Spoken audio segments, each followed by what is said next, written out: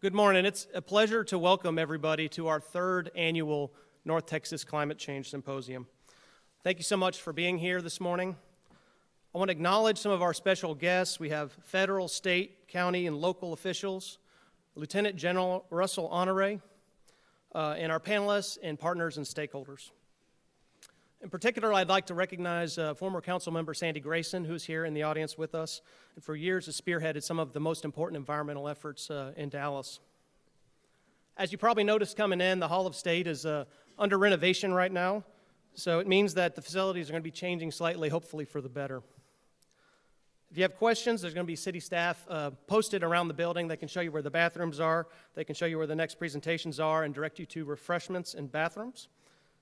We also have a schedule on a digital board outside the auditorium and on the board outside the main floor. Our program today is going to be both exciting and relevant for you. And I can fondly remember our first climate change symposium. It was just 2 years ago, and sitting around with staff wondering if we would have even 15 or 20 people show up to it, and then having several hundred for the last few years, and including this year when we had almost 300 people register as people continue to file into the room here. You know, things have changed significantly here in Dallas, and I think that's a credit to Dallas's energized communities, including everybody that's in the room today, so I truly appreciate that. Last year at this time, the city embarked on its comprehensive environmental and climate action planning with the passage of our first climate change resolution. That was just January of 2019. We've come so far in that time and engaged thousands of Dallas residents, plenty of interested residents from other cities as well, towards creating the first such plan in North Texas. Now we hope to bring it full circle and have the CCAP adopted by the Dallas City Council on the 50th anniversary of Earth Day this April. Stakeholder groups have been engaged as well, and input and collaboration will continue until that plan is adopted. Regionally, we're excited to be engaged with other North Texas cities, share best practices, and work towards collective goals across the Metroplex, and establish that collective vision for preparedness and emissions reduction. So what's next for us here in Dallas? Susan Alvarez, Assistant Director for Office of Environmental Quality and Sustainability at the City of Dallas, will present the CCAP overview at lunch. And, excuse me. We're also proud that this event continues to provide a valuable forum to discuss many of the pressing environmental issues of our time. We'll have breakout sessions in the afternoon to discuss environmental justice, climate change planning and public policy, and emissions reduction for the transportation sectors and buildings and energy. The City of Dallas, environmental topics are now a key issue. They're becoming more prevalent, with teams of people being assigned to look at environmental impacts of projects while running them through an equity lens. So now it is my distinct pleasure to introduce to you Councilmember Omar Narvaez. He's the chair of the City of Dallas's Environment and Sustainability Committee. He currently serves as chair of that committee, which was just formed this past year, 2019, by Mayor Eric Johnson, and it's the first such committee of its type at the City of Dallas. And I can tell you from my perspective, Councilmember Narvaez exemplifies support for environmental and climate work at the City of Dallas. First of all, he walks the walk. Every time we brief a water conservation item or recycling program, Councilmember Narvaez has participated in it. In fact, each of the Environmental and Sustainability Committee members can thank him for their new 5-minute shower timers, which came without a little bit of resistance, but he's had his for many years now, and we're able to provide him with a new one as well. He's also very dedicated to making Dallas a greener place. Time and time again, if you watch as many city council meetings as we do, you'll see Mr. Narvaez asking those important questions, whether an environmental lens has been applied to a certain item that's up for consideration by the City Council. He's the one helping us ensure that we come up with the best possible plans and engaging a diverse and inclusive slice of Dallas residents in the process. He's also bringing nature to his own district.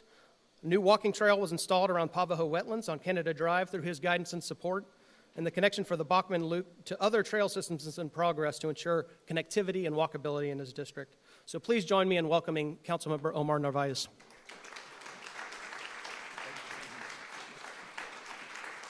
Good morning.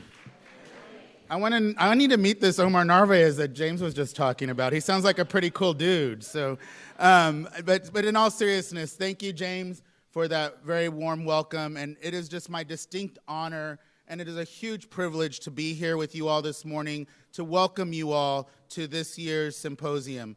But I would be remiss if I didn't start by pointing out one of my former colleagues, somebody who I used to always say when I was thinking about things when I was a baby council member is, what would Sandy do? I would always think like that because I thought she was one of the most formidable people on the council, but at the same time, I loved what she worked on, and it was things that I wanted to work on. And I know you don't like this too much, Ms. Grayson, but if you'll stand up, well, you deserve a round of applause for your many, many years of advocacy and hard work. Thank you.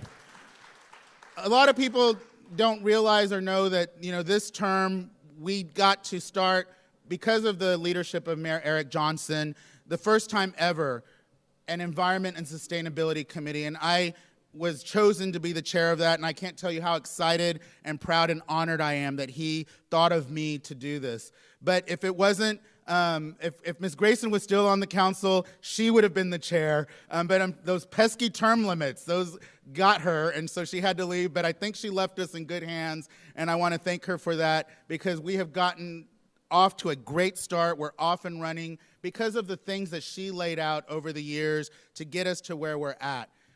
Just last November, we were formed as a committee, and here we are. Hopefully, we are on the 5-yard line right now, getting ready to score a touchdown by passing the first ever CCAP in Dallas City history. This is a huge deal that we are all working on together. The hard part is we're all looking for certain things that we need and we want, and we kind of all know where we need and want to be. The hardest part is, how do we put it into a plan and make it something that it will be successful? That is the hardest part right now that I'm facing. I've heard from many, many, many of you, and I love hearing from you, and I want to continue to hear from you. The CCAP is going to have things that everybody loves. There's going to be some things in there that we don't like. There's going to be some places where we think that you all may think that we're falling short as a city. We're trying to take all the data and work together and get every single bit of response from each and every one of you so that we can make the best CCAP possible for Dallas. When I talked to Mayor Johnson about chairing this committee, I'll be honest with you, at first I was kind of like, why me? Because I didn't think of myself as that environmentalist and that person that was all about sustainability. I've always worked on those things. I always cared about those things, but I never saw me as that person to lead that on the council until the mayor sat me down and we talked about it and we went over those things. And I'll be real honest with you, my heart was set. I really wanted to be the chair of Quality of Life, Arts, and Culture because that's where environmental fell under inside of there. But by separating and bringing this new committee, and once I talked to the mayor, because I didn't want to be part of a committee, a chair of a committee where we were just going to do small itty-bitty things. If you've met me and you know me, I'm going to go after those goals, and I want big things to happen. I want change to happen. I want to improve the quality of life for all residents in the city of Dallas and make Dallas the best place for everyone to live in and for people to want to live here as well with us. And when I sat down with the mayor and asked him, what was he really wanting me to do with this? Why was this so important to him that it has his own committee? And we had a really great chat. And by the end of that 15 or 20-minute chat talking about his vision, what he saw, what he wanted to see, I was sold. I knew then and there that I would have the backing of the mayor of Dallas, I would have the backing of the city council, and I would have the backing of the community for us to not just pass this CCAP, but for us to be a regional leader, a state leader, a national leader, and eventually we will become a global leader on environmental and sustainability issues in the entire world. And that right there is what got me excited about becoming the chairman of this committee. So here we are. We've met in December, January, February, March. So we've had 4 meetings. Next month on April the 6th, you all will get to have the full, actual, final briefing of the CCAP, everything that we have in there. Right now, we're in what I'm calling the rough draft stage. So some of y'all have seen things that you love, some of y'all have seen things that you've hated. y'all let me know, and I appreciate that. I really do. But what we're going to do now is we're done with the rough draft. We're putting all your feedback together, and by April 6th, that's when we're going to hear the briefing on what I'm calling the actual draft. What we're going to push forward. We'll get the final comments from City Council. We'll get the committee members. We're inviting every single council member to attend that briefing. So if your council member is not on the Environmental Sustainability Committee, please remind your council member how important it is for them to show up, to be part of that briefing so that their voice can be heard, so your district can be heard as well. And then also encourage them to take an individual meeting with staff, because the CCAP plan, if you've already read through all of it, it's Pulitzer Prize winning, right? You can't put it down.